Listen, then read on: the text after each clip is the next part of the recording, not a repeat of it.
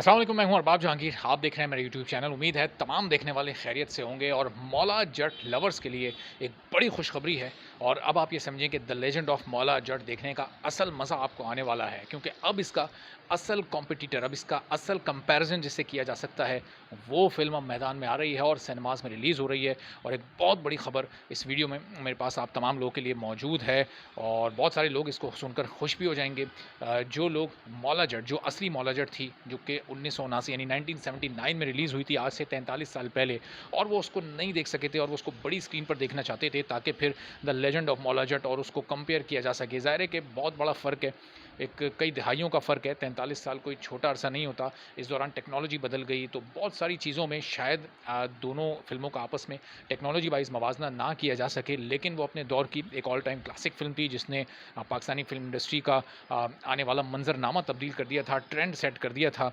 और इस मौला जट ने, जो the legend of Maula Jatt है, बहरहाल ये भी एक ट्रेंड सेटर फ़िल्म है, चूँकि ये एक ऐसे वक़्त में आई जब पाकिस्तान फ़िल्म इंडस्ट्री बहुत आहिस्तगी के साथ ग्रो कर रही थी। इसने पाकिस्तान की फ़िल्म इंडस्ट्री को एक 4th गियर में डाला और अब इंडस्ट्री बहुत तेज़ी के साथ चल रही है और आगे भी अब अच्छी फ़िल्म्स आने वाली हैं। तो जनाब, अब जो मौला जट 1979 वाली है, जिसमें सुल्तान राही साहब और मुस्तफ़ा कुरैशी साहब मौला जट और नूरी नत के किरदारों में थे, उसके बजट के हवाले से आजकल जो कंपैरिजन हो रहा है the legend of Maula Jatt से, तो ये कहा जा रहा है वो फ़िल्म तो उस वक़्त, अच्छा, 2 फिगर्स आ रहे हैं उसके हवाले से, एक 13 लाख का कुछ सोर्सेज़ कोट कर रहे हैं और कुछ कर रहे हैं 20 लाख का। तो दोनों के हवाले से इस करंट दौर का मवाज़ना करके मैं आपको बता देता हूँ कि the legend of Maula Jatt और मौला जट जो ओरिजिनल जो फर्स्ट फ़िल्म थी, उसके बजट में इस दौर के हिसाब से कितना फ़र्क है। यानी ये the legend of Maula Jatt अगर उस वक़्त आती या वो मौला जट आज बनती, तो जो जिस पैसे में वो बनी है, वो आज के दौर में कितना है। तो जनाब, अगर हम 20 लाख वाले फ़िगर को कैलकुलेट करें, तो वो आज के हिसाब से बनता है कोई 57 करोड़ और कुछ लाख।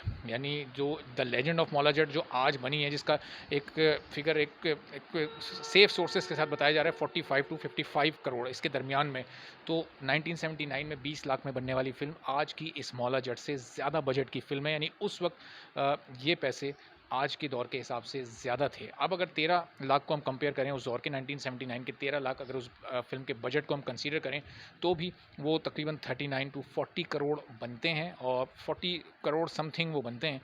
तो उसके तब भी कोई बहुत ज़्यादा फ़र्क दोनों के बजट में नहीं है। लेकिन उस फ़िल्म ने बहुत बड़ा बिज़नेस किया था। ज़ाहिर है उस वक़्त इस तरह से सोशल मीडिया पर कैंपेनिंग नहीं होती थी। सोशल मीडिया तो ख़ैर मौजूद ही नहीं था। उस वक़्त मेन स्ट्रीम मीडिया भी नहीं था, तो फ़िल्म की मार्केटिंग करना बहुत मुश्किल होता था। उस बगैर मार्केटिंग के उसने ये ज़बरदस्त बिज़नेस किया। अच्छा, अब ये रिलीज़ होने जा रही है सिनेमा में। सबसे पहले तो मैं इस पर आ जाऊँ, तो ये अब नवंबर के पहले हफ़्ते में मौला जट, सुल्तान राही और मुस्तफ़ा कुरैशी वाली जो ओरिजिनल मौला जट थी, वो रिलीज़ हो रही है। आप सबको ये देखने को मिलेगी नवंबर के पहले हफ़्ते में। यानी अब से सिर्फ़ 8 से 10 दिन के बाद मौला जट रिलीज़ हो रही है। और ये ऐलान किसने किया है? ये ऐलान मौला जट के प्रोड्यूसर सरवर भट्टी ने किया है।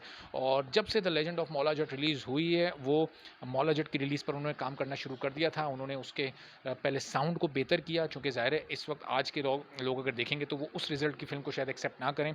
तो ख़ास तौर पर उसके साउंड पर काम किया गया, उसके साउंड को बेहतर किया गया, बड़ा इम्प्रूव किया गया। और फिर जो उसकी स्क्रीन क्वालिटी है, चूँकि उस दौर के रिज़ल्ट को अगर आप आज चलाएँगे तो वो पिक्सेलेट हो जाएगा, पिक्सेल्स फट जाएँगे। तो उसकी स्क्रीन क्वालिटी पर भी बहुत काम किया गया ताकि आज जब वो बड़ी स्क्रीन पर लगे, तो रिज़ल्ट आपको इस दौर के मुताबिक मिले और कहानी फ़िल्म एज़ इट इज़ वो 1979 वाली हो। लेकिन क्योंकि म्यूज़िक और स्क्रीन रिज़ल्ट बहुत काउंट करता है, तो उन इन दोनों चीज़ों पर बड़ा काम किया गया है और सरवर भट्टी ये तमाम काम अब तकरीबन मुकम्मल कर चुके हैं। अब सिर्फ़ इसकी नोक पलक सवारी जा रही है और इसकी डेट का जो फ़ाइनल अनाउंसमेंट है, वो अब किसी भी दिन हो सकता है। हफ़्ता बता दिया गया है कि नवंबर के फर्स्ट वीक में, यानी 1 नवंबर से 7 नवंबर के दरमियान, ये किसी भी दिन। और ज़ाहिर है उसमें जो वीकेंड पड़ रहा होगा, क्योंकि आम तौर पर फ़िल्मों को वीकेंड पर रिलीज़ किया जाता है ताकि उनका बिज़नेस ज़्यादा हो सके। तो उसका जो फर्स्ट वीकेंड होगा इस नवंबर के स्टार्ट होते ही, उसमें इसको रिलीज़ किया जाएगा। और इसके साथ-साथ अब the legend of Maula Jatt का जो कंपैरिज़न है, जो इसका एक कॉम्पिटिटर है, समझिए आप, वो मैदान में आ रहा है। इस वक़्त तक ये बॉलीवुड की और फ़िल्मों को बीट कर चुकी है, पाकिस्तान की तमाम प्रीवियस रिलीज़ेज़ को बीट कर चुकी है। लेकिन अब जब ओरिजिनल मौला जट यहाँ पर आएगी तो ये देखना होगा कि जो इस वक्त रीसेंट जनरेशन है वो किस तरह से मौला जट को वेलकम करती है। The legend of Maula Jatt का मवाजना वो किस तरह से उस फिल्म से करती है, कितने हाउसफुल शोज़ जाते हैं, इंटरनेशनल मार्केट में उसको कहाँ कहाँ जगह मिलती है और फिर कितनी बड़ी रिलीज़ उसको करने की तैयारी की जाती है, किन किन मुल्कों में उसको रिलीज़ किया जाता है। पाकिस्तान में इस वक्त जो सिनेमाज मौला the legend of Maula Jatt को स्क्रीन नहीं दे रहा है, उन पर अगर वो मौला जट लग जाती है तो फिर बड़ा टफ कंपटीशन हो जाएगा। और वो सिनेमाज कब the legend of Maula Jatt को स्क्रीन करेंगे, अब वो इन्फॉर्मेशन भी आ गई है मेरे पास, लेकिन वो इस वीडियो में मैं आपको नहीं दे रहा। वो इंशाल्लाह अगली वीडियो में आपको इस बारे में मज़ीद मैं अपडेट करूँगा। तो अब ये the legend of Maula Jatt का मवाजना आप लोग बड़ी आसानी के साथ देख कर सकते हैं मौला जट से। तो अब सिर्फ इंतज़ार है नवंबर के फर्स्ट वीक का और फिर कि कितना इसके मौला जट के साउंड को और इसकी क्वालिटी को बेहतर किया गया। तो सुल्तान राही ज़ाहिर है अब हमें नहीं है, लेकिन मुस्तफ़ा कुरैशी अभी मौजूद हैं और the legend of Maula Jatt के बारे में उन्होंने बड़ी तारीफ़ें भी की हैं, उनको बड़ी पसंद भी आई। ख़ास तौर पर हमज़ा अली अब्बासी ने, चूँकि वो उन्हीं का कैरेक्टर प्ले किया है तो वो उस पर भी उन्होंने बड़ी तारीफ़ की है। तो अब आप तमाम लोगों को मुस्तफ़ा कुरैशी को एक बार फिर नूरी नथ को देखने का मौका सिनेमा घरों में मिलने वाला है। तो जनाब वो जो ओरिजिनल फ्लेवर था मौला जट का वो बहुत जल्द आप लोगों को मिलने वाला है।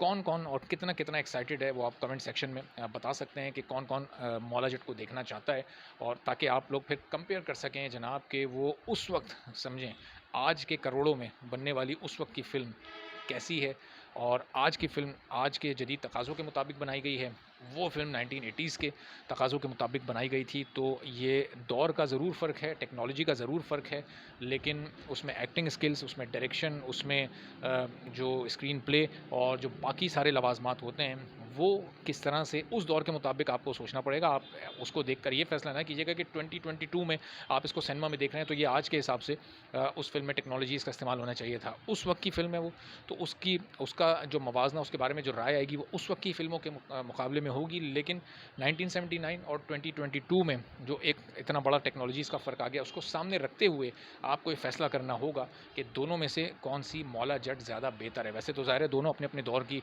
सुपरहिट फ़िल्म्स हैं, दोनों ने अपने-अपने दौर में रिकॉर्ड्स कायम किए हैं। अब सिर्फ़ ये देखना है कि मौला जट आती है तो वो the legend of Maula Jatt से कितनी स्क्रीन्स को छीन पाती है और उसका कितना बिज़नेस तोड़ पाती है, और फिर इसका अपना बिज़नेस इस वक़्त में कहाँ जाता है और क्या मौला जट के करीब-करीब वो पहुँच पाती है या फिर the legend of Maula Jatt एक बड़े फ़र्क से इसको बीट कर देगी। तो आने वाले दिनों में इस बारे में जो भी हैपनिंग्स होंगी, जो भी डेवलपमेंट्स होंगी, आपको मैं अपडेट करता रहूँगा। वीडियो अगर पसंद आई है तो चैनल ज़रूर सब्सक्राइब कर लीजिएगा, ताकि आगे आने वाली मज़ीद फ़िल्मों के हवाले से और जो दीगर अहम मौज़ूआत हैं उन पर भी आपको अपडेट मिलती रहे। इजाज़त दीजिए, अगली वीडियो में फिर इंशाअल्लाह आपसे मुलाकात होगी। अल्लाह हाफ़िज़।